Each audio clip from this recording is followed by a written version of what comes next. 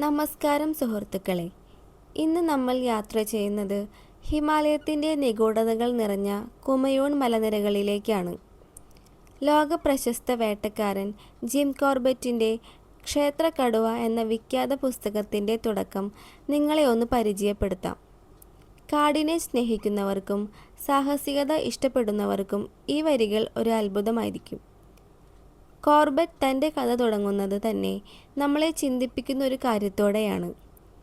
മനുഷ്യൻ്റെ യുക്തിയും കാട്ടിലെ അന്ധവിശ്വാസങ്ങളും തമ്മിലുള്ള ആ നേർത്ത അതിർവരമ്പിനെക്കുറിച്ച്. ഹിമാലയത്തിലെ മഞ്ഞ് പുതച്ച മലമുകളിൽ ലോകത്തിൻ്റെ ബാക്കി ഭാഗങ്ങളിൽ നിന്നും ഒറ്റപ്പെട്ട് കഴിയുന്ന മനുഷ്യരുണ്ട്. വിദ്യാഭ്യാസമോ പുറംലോകവുമായോ വലിയ ബന്ധമില്ലാത്ത അവർക്ക് കാട് ദൈവമാണ്. കാട്ടിലെ ഓരോ ശബ്ദവും ഓരോ ശകുനങ്ങളാണ്. നഗരത്തിൽ ജീവിക്കുന്ന നമുക്ക് വെറും അന്ധവിശ്വാസം എന്ന് തള്ളിക്കളയാവുന്ന പല കാര്യങ്ങളും അവർക്ക് മരണത്തെപ്പോലെ ഭയക്കേണ്ട സത്യങ്ങളാണ്. കോർബറ്റ് പറയുന്നത്, ഒരാളുടെ അറിവ് അവിടെ അവസാനിക്കുന്നുവോ അവിടെയാണ് മറ്റൊരാളുടെ വിശ്വാസം തുടങ്ങുന്നത് എന്നാണ്. ഈ പുസ്തകത്തിലൂടെ കടന്നു പോകുമ്പോൾ നമ്മൾ ചിരിക്കാൻ തോന്നുന്ന പല കാര്യങ്ങളും അവിടുത്തെ ഗ്രാമവാസികൾക്ക് എത്രത്തോളം ഗൗരവമുള്ളതാണെന്ന് അദ്ദേഹം നമുക്ക് കാണിച്ചു തരുന്നു. ഒന്നാം ലോക മഹായുദ്ധം കഴിഞ്ഞ കാലം. ജിം കോർബറ്റും അദ്ദേഹത്തിൻ്റെ പ്രിയ സുഹൃത്തായ റോബർട്ട് ബെല്ലാർ ബിൻസും കൂടി കുമയൂൺ വനങ്ങളിലേക്ക് ഒരു നായാട്ടിനായി തിരിക്കുന്നു. സെപ്റ്റംബർ മാസത്തിലെ ഒരു സായാഹ്നത്തിൽ തൃശ്ശൂൽ മലയുടെ താഴ്വരയിൽ അവർ തമ്പടിച്ചു. പ്രകൃതിസുന്ദരമായ ആ മലനിരകളിൽ അവർ എത്തിയത് വെറും ഒരു വിനോദത്തിനല്ല, മറിച്ച് ആ പ്രദേശത്തെ വിറപ്പിക്കുന്ന ഒരു വന്യമൃഗത്തെ തേടിയാണ്. അവിടെ വെച്ചാണ് ആ പ്രദേശത്തെ ഭീതിപ്പെടുത്തുന്ന ഒരു ആചാരത്തെക്കുറിച്ച് അവർ അറിയുന്നത്. അവിടുത്തെ കാളി ദേവതയെ പ്രീതിപ്പെടുത്താൻ വർഷം തോറും 800ഓളം ആടുകളെയാണ് ആ ഗ്രാമവാസികൾ ബലി നൽകുന്നത്. മൃഗങ്ങളിൽ നിന്നും പ്രകൃതിക്ഷോഭങ്ങളിൽ നിന്നും സംരക്ഷണം കിട്ടാൻ ആ മനുഷ്യർ നടത്തുന്ന രക്തച്ചൊരിച്ചിൽ കോർബറ്റിനെ പോലും അത്ഭുതപ്പെടുത്തി. ഈ യാത്രയിൽ കോർബറ്റിന് തുണയായി ഉണ്ടായിരുന്നത് കാടിനെ കൈവെള്ളയിലെന്ന പോലെ അറിയാകുന്ന 15 മലവാസികളാണ്. അതിൽ പ്രധാനിയായിരുന്നു ഗഡ്വാൾ സ്വദേശിയായ ബ്ലാസിംഗ്. വർഷങ്ങളോളം കോർബറ്റിൻ്റെ നിഴലായി കൂടെയുണ്ടായിരുന്ന ബ്ലാസിംഗ് ഒരു വേട്ടക്കാരന് വേണ്ട എല്ലാ ബുദ്ധിയും ധൈര്യവുമുള്ള ആളായിരുന്നു. ഇവർ ഓരോരുത്തരും ഓരോ കഥകളാണ്. കാടിൻ്റെ ഓരോ സ്പന്ദനവും തിരിച്ചറിയാൻ കഴിയുന്ന ഈ മനുഷ്യരുടെ കണ്ണുകളിലൂടെയാണ് കോർബറ്റ് ആ ഭീകരമായ ക്ഷേത്രക്കടുവയെ തേടിയിറങ്ങുന്നത്. ഒരു വശത്ത് തോക്കും ശാസ്ത്രീയമായ അറിവുകളുമായി നിൽക്കുന്ന ജിം കോർബറ്റ്, മറ്റുവശത്ത് പുരാതനമായ ആചാരങ്ങളിലും അന്ധവിശ്വാസങ്ങളിലും വിശ്വസിക്കുന്ന മലവാസികൾ. ഈ രണ്ട് ലോകങ്ങൾക്കിടയിൽ വെച്ചാണ് ക്ഷേത്രക്കടുവ എന്ന നിഗൂഢമായ മൃഗത്തെ തേടിയുള്ള ആവേശകരമായ പോരാട്ടം തുടങ്ങുന്നത്. തൃശ്ശൂൽ മലയുടെ താഴ്വരയിൽ കോർബറ്റും സംഘവും ക്യാമ്പ് അടിക്കുമ്പോൾ പ്രകൃതി ശാന്തമായിരുന്നു. പക്ഷേ ആ ശാന്തതയ്ക്ക് പിന്നിൽ എന്തോ ഒരു ദുരൂഹത ഒളിഞ്ഞിരിപ്പുണ്ടായിരുന്നു. രാത്രി ആയതോടെ സഹായികളായ മലവാസികൾ അസാധാരണമാം വിധം പെരുമാറാൻ തുടങ്ങി. സാധാരണ അവർ പാടാറുള്ള വിനോദഗാനങ്ങൾക്ക് പകരം ഏതോ ഒരു അദൃശ്യ ശക്തിയെ തടയാനെന്നോണം അവർ ആ രാത്രി മുഴുവൻ ഉച്ചത്തിൽ പാടിക്കൊണ്ടിരുന്നു. കൈകൾ കൊട്ടിയും അടുക്കളയിലെ തകരപ്പാട്ടുകളിൽ താളാത്മകമായി അടിച്ചും അവർ വലിയ ശബ്ദമുണ്ടാക്കി. ആ തണുത്ത കാറ്റിൽ അവരുടെ പാട്ടുകൾ പ്രതിധ്വനിക്കുമ്പോൾ അത് കേവലം ഒരു പാട്ടല്ല, മറിച്ച് ഭയത്തെ അകറ്റി നിർത്താനുള്ള ഒരു രക്ഷാകവചമാണെന്ന് കോർബറ്റ് തിരിച്ചറിഞ്ഞു. ആരും അന്ന് രാത്രി ഉറങ്ങിയില്ല.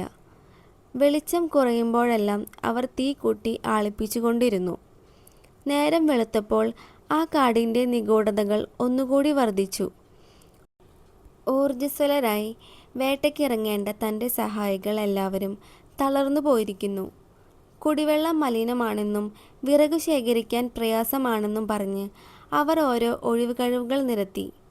അവിടെ നിന്ന് എങ്ങനെയെങ്കിലും രക്ഷപ്പെടാൻ കോർബറ്റിനെ നിർബന്ധിച്ചു കൊണ്ടിരുന്നു. എന്നാൽ ജിം കോർബറ്റിനെ ഏറ്റവും കൂടുതൽ ഞെട്ടിച്ചത് തൻ്റെ വിശ്വസ്തനായ സഹായി ബ്ലാസിങ്ങിൻ്റെ മാറ്റമാണ്. വർഷങ്ങളോളം കോർബറ്റിൻ്റെ നിഴലായി നടന്നിരുന്ന ഒന്നിനെയും ഭയമില്ലാത്ത ബ്ലാസിംഗ് അന്നൊരു കമ്പിളി പുതപ്പും പുതച്ച് തീ കായുന്നതിനടുത്ത് തളർന്നിരിക്കുകയായിരുന്നു. കോർബറ്റ് അരികിൽ ചെന്ന് കാര്യം തിരക്കിയപ്പോൾ മറ്റുള്ളവരെല്ലാവരും സംശയത്തോടെ അവരെ നോക്കി നിന്നു. തനിക്ക് അസുഖമൊന്നുമില്ലെന്ന് അയാൾ മറുപടി നൽകിയെങ്കിലും അയാളുടെ കണ്ണുകളിലെ തിളക്കം കെട്ടുപോയിരുന്നു. അയാളുടെ ആത്മാവിനെ ആരോ തളച്ചിട്ടതുപോലെ, ഒരു ലഹരിമരുന്ന് കഴിച്ചവനെ പോലെയാണ് അയാൾ പെരുമാറുന്നതെന്ന് കോർബറ്റ് നിരീക്ഷിക്കുന്നു. ഒടുവിൽ ആ പ്രദേശത്തെ പേടിപ്പെടുത്തുന്ന സാഹചര്യങ്ങൾ കണക്കിലെടുത്ത് ക്യാമ്പ് മാറ്റാൻ തന്നെ അവർ തീരുമാനിച്ചു. 2 മൈൽ അപ്പുറത്തുള്ള പുതിയ സ്ഥലത്തേക്ക് അവർ നടന്നു നീങ്ങുമ്പോൾ കണ്ട കാഴ്ച ഭയാനകമായിരുന്നു. ബ്ലാസിംഗ് എല്ലാവർക്കും പിന്നിലായി കാലുകളിടറി സ്വന്തം ബോധത്തിലല്ലാതെയാണ് സഞ്ചരിക്കുന്നത്. ഉറക്കത്തിൽ നടക്കുന്ന ഒരു മനുഷ്യനെ പോലെ അയാൾ ആ കാട്ടുപാതയിലൂടെ നീങ്ങി. എന്നും മുൻപേ നടന്ന് വഴികാട്ടാറുള്ള ബ്ലാസിങ്ങിൻ്റെ ഈ അവസ്ഥ ജിം കോർബറ്റിനെ വല്ലാതെ ചിന്തിപ്പിച്ചു. ആ മലമുകളിൽ ആ രാത്രി എന്തായിരിക്കും സംഭവിച്ചത്? ബ്ലാസിങ്ങിനെ തളർത്തിയ ആ അദൃശ്യ ശക്തി ആരാണ്? ക്യാമ്പ് മാറ്റി പുതിയ സ്ഥലത്തേക്ക് എത്തിയെങ്കിലും അവിടെയും എല്ലാവരും മൗനത്തിലായിരുന്നു. തൻ്റെ സഹപ്രവർത്തകർക്കിടയിൽ എന്തോ ഒരു വലിയ മാനസിക സമ്മർദ്ദം നിലനിൽക്കുന്നുണ്ടെന്ന് കോർബറ്റ് തിരിച്ചറിഞ്ഞു.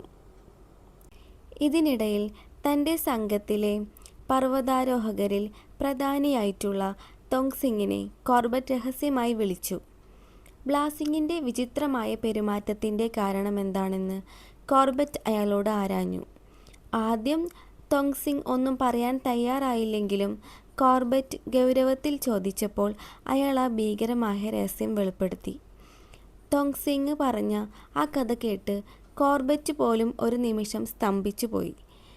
കഴിഞ്ഞ രാത്രിയിൽ തൃശ്ശൂൽ മലയുടെ താഴ്വരയിൽ ക്യാമ്പ് ചെയ്തപ്പോൾ എല്ലാവരും തീക്ക് ചുറ്റുമിരുന്ന് പാട്ടുപാടുകയായിരുന്നുവല്ലോ. ആ സമയത്ത് തൃശ്ശൂലിലെ ആ ദുർദേവത ബ്ലാസിങ്ങിൻ്റെ ശരീരത്തിൽ ആവേശിച്ചു അത്രേ. ബ്ലാസിങ്ങിൻ്റെ വായിലൂടെ ആ ദേവത അകത്തേക്ക് കയറുന്നത് തങ്ങൾ കണ്ടുവെന്നും അതിനുശേഷം അയാൾ അട്ടഹസിക്കാനും പാട്ടുകൾക്ക് പകരം വിചിത്രമായ ശബ്ദങ്ങൾ ഉണ്ടാക്കാനും തുടങ്ങിയെന്നത് തോങ്സിങ്ങിനെ വെളിപ്പെടുത്തി. ആ ദേവതയെ ബ്ലാസിങ്ങിൻ്റെ ശരീരത്തിൽ നിന്നും പുറത്താക്കാൻ തങ്ങൾ തകരപ്പാട്ടകൾ കൊട്ടിയും ബഹളം വെച്ചും ശ്രമിച്ചുവെന്നും എന്നാൽ ആ ശ്രമം പരാജയപ്പെട്ടുവെന്നും അയാൾ വിറയ്ക്കുന്ന ശബ്ദത്തോടെ പറഞ്ഞു. ഇനി ബ്ലാസിങ്ങിനെ രക്ഷിക്കാൻ ആർക്കും കഴിയില്ലെന്ന നിരാശയിലായിരുന്നു ആ മലവാസികൾ മുഴുവൻ. ഇതു കേട്ട് കോർബറ്റ് വീണ്ടും ബ്ലാസിങ്ങിൻ്റെ അടുത്തേക്ക് ചെന്നു. അയാൾ ഇപ്പോഴും കമ്പിളിപ്പുതപ്പിനുള്ളിൽ ചുരുണ്ടുകൂടി.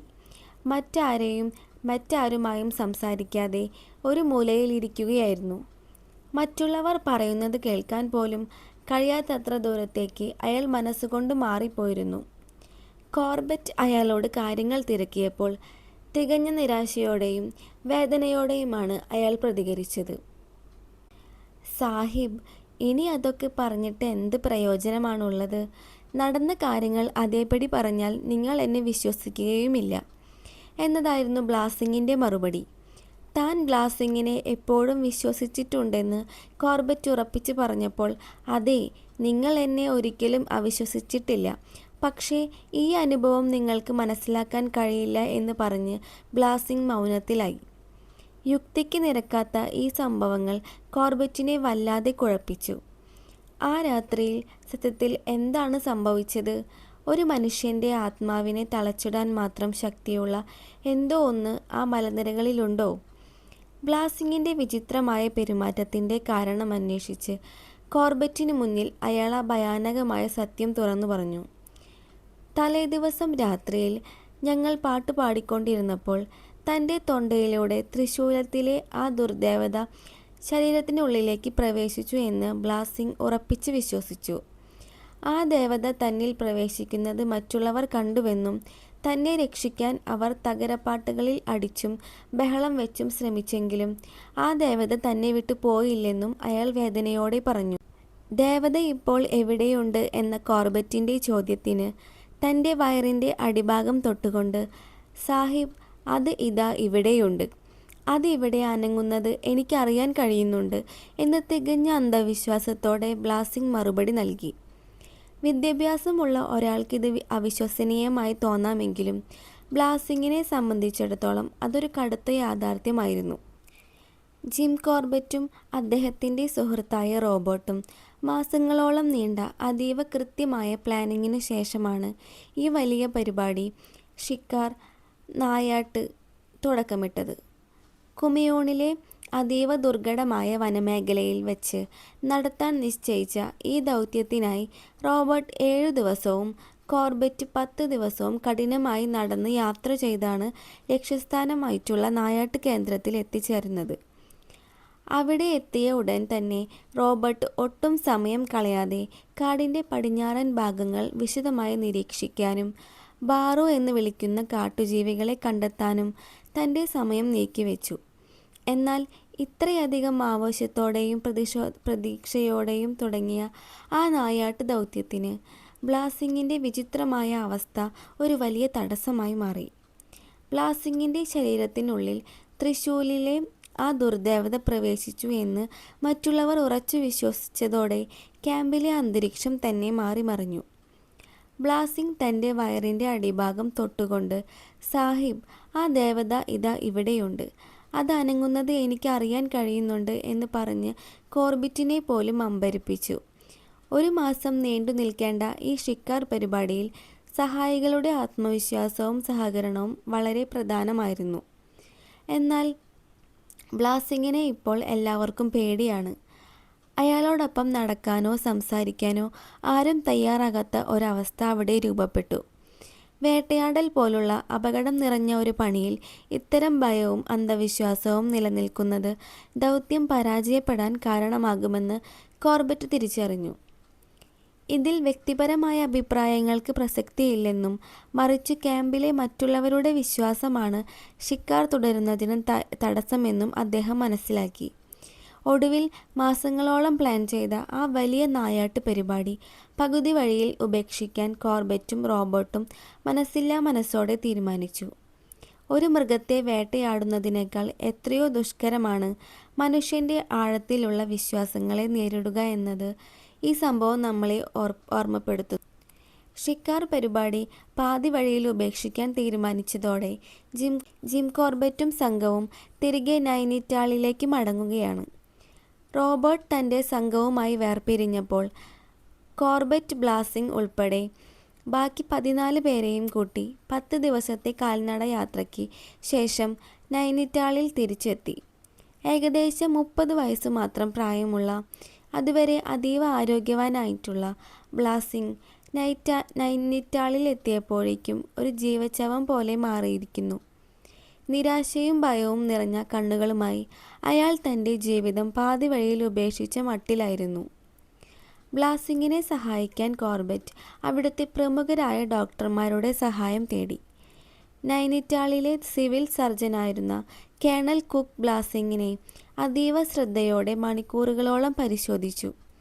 എന്നാൽ ബ്ലാസിങ്ങിന് ശാരീരികമായി യാതൊരു അസുഖമില്ലെന്നും അയാൾ പൂർണ്ണ ആരോഗ്യവാനാണെന്നുമാണ് ഡോക്ടർ വിധി എഴുതിയത്. അയാളുടെ ഈ കടുത്ത വിഷാദത്തിന് ഒരു കാരണം പോലും കണ്ടെത്താൻ ആ സർജന് കഴിഞ്ഞില്ല.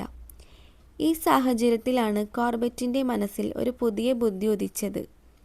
ഒരു വിദേശി ഡോക്ടർ പറയുന്നത് ബ്ലാസിങ്ങിനെ വിശ്വസിക്കില്ല എന്ന് കരുതിയ കോർബറ്റ് നൈനിറ്റാളിൽ തന്നെയുള്ള ഒരു പ്രമുഖനായിട്ടുള്ള ഇന്ത്യൻ ഡോക്ടറെ കൊണ്ട് അയാളെ പരിശോധിപ്പിക്കാൻ തീരുമാനിച്ചു.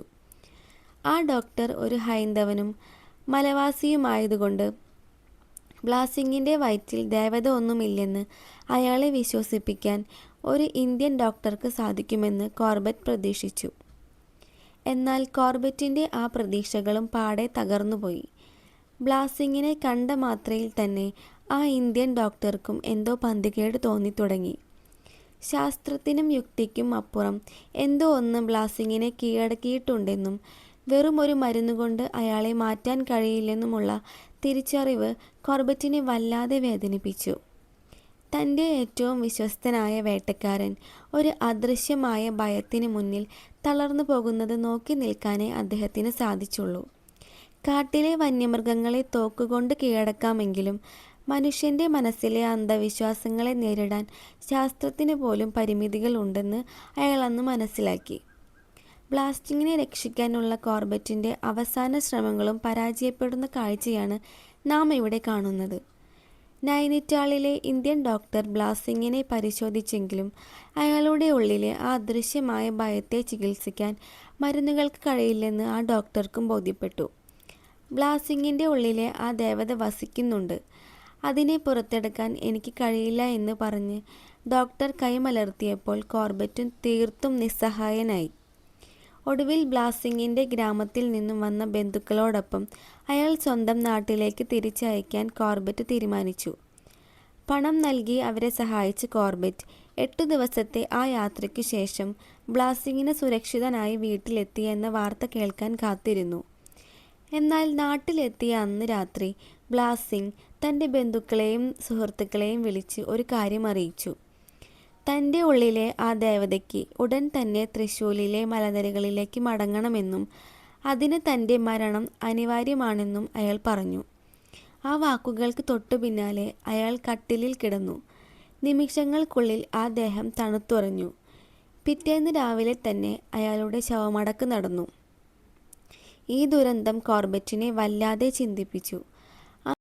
അന്ധവിശ്വാസം എന്നത് ടൈഫോയിഡ് പനി പോലെ ഒരു പാരമ്പര്യ രോഗമാണെന്നും അത് ചിലരെ പൂർണ്ണമായും കീഴടക്കുമ്പോൾ മറ്റു ചിലരെ വെറുതെ വിടുന്നുവെന്നും അദ്ദേഹം നിരീക്ഷിക്കുന്നു. ഹിമാലയൻ മലനിരകളിൽ താമസിക്കുന്ന ആ ശുദ്ധ ആത്മാക്കളുടെ ഉള്ളിൽ ഭയം ഇത്രമാത്രം വേരോടാൻ കാരണമെന്താണെന്ന് അദ്ദേഹം അത്ഭുതപ്പെട്ടു.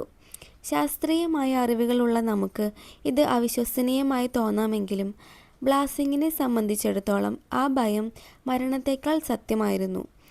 ഒരു വശത്ത് താൻ വേട്ടയാടാൻ ഇറങ്ങിയ ആ ക്ഷേത്രക്കടുവയുടെ നിഗൂഢതകളും മറുഭാഗത്ത് തൻ്റെ പ്രിയപ്പെട്ട സഹായിയെ കവർന്നെടുത്ത അദൃശ്യമായ ആ അന്ധവിശ്വാസങ്ങളും ചേർന്ന് കോർബറ്റിൻ്റെ ഈ അനുഭവത്തെ ലോകത്തിലെ തന്നെ ഏറ്റവും വിചിത്രമായ വേട്ടയാടൽ കഥകളിൽ ഒന്നാക്കി മാറ്റുന്നു. ബ്ലാസിങ്ങിൻ്റെ മരണം ജിം കോർബറ്റിനെ സംബന്ധിച്ചിടത്തോളം കേവലം ഒരു സഹായിയുടെ നഷ്ടം മാത്രമായിരുന്നില്ല, മറിച്ച് യുക്തിക്കും ശാസ്ത്രത്തിനും വിശദീകരിക്കാൻ കഴിയാത്ത വലിയൊരു തോൽവി കൂടിയായിരുന്നു. ഷിക്കാർ പരിപാടികൾക്കിടയിൽ തനിക്കുണ്ടായ പരാജയങ്ങളെക്കുറിച്ച് ആലോചിക്കുമ്പോൾ അതിൻ്റെ യഥാർത്ഥ കാരണം കണ്ടെത്താൻ കോർബറ്റിന് അന്ന് കഴിഞ്ഞിരുന്നില്ല. തോക്കുകൾക്കും ധൈര്യത്തിനും അപ്പുറം പ്രകൃതിയും മനുഷ്യവിശ്വാസങ്ങളും ചേർത്ത് തീർത്ത ചില നിഗൂഢതകൾ തൻ്റെ വേട്ടയാടൽ ജീവിതത്തെ എങ്ങനെ മാറ്റിമറിച്ചു എന്ന് അദ്ദേഹം ഇവിടെ ഓർമ്മിപ്പിക്കുന്നു. ബ്ലാസിങ്ങിൻ്റെ ദാരുണമായ അന്ത്യത്തോടെ ക്ഷേത്രക്കടുവ എന്ന അധ്യായത്തിലെ ആമുഖഭാഗം ഇവിടെ അവസാനിക്കുകയാണ്. എന്നാൽ ഇതൊരു കഥയുടെ അവസാനമല്ല, മറിച്ച് നമ്മെ മുൾമുനയിൽ നിർത്തുന്ന നിഗൂഢമായിട്ടുള്ള ആ കടുവ വേട്ടയുടെ കഥകളുടെ തുടക്കം മാത്രമാണ്. ആ കടുവയെ തേടിയുള്ള കോർബറ്റിൻ്റെ സാഹസിക യാത്രകൾ എങ്ങനെയായിരുന്നു എന്ന് നമുക്ക് അടുത്ത ഭാഗത്തിൽ വിശദമായി കാണാം.